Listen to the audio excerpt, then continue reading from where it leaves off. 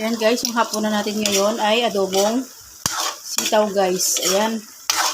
Palitinisa ko lang guys sa sibuyas, bawang, ang ating baboy.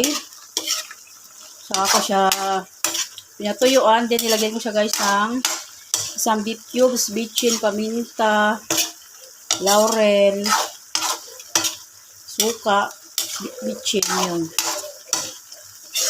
Yun lang guys. Mabilis lang guys maluto ang ating sitaw. So, ayan.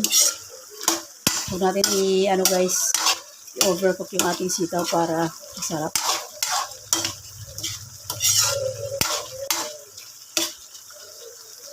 So, then magdadagdag tayo ko guys ng isang oyster sauce. Yan guys. Maglagay lang tayo ng isang sashing oyster. Pambalansi ng lasa.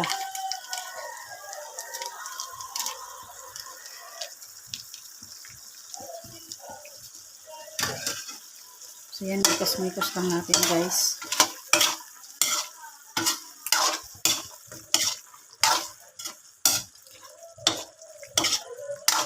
Nandito na yung mister ko guys, hindi ko pa ako nakapagluto.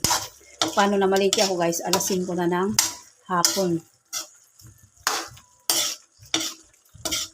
So, nakapamalagi kayo ng umaga dahil yung anak ko tinanghali gumising.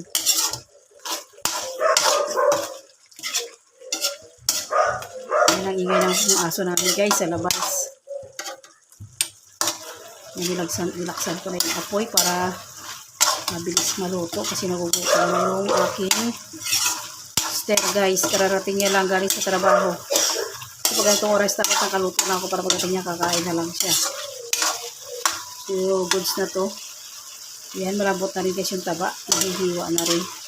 So, ito lang guys. Tapos na guys ay ang ating adobong sitaw guys. So, ayan.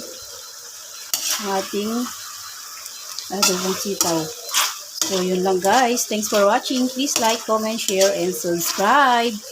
God bless us all. Thank you Lord for blessings.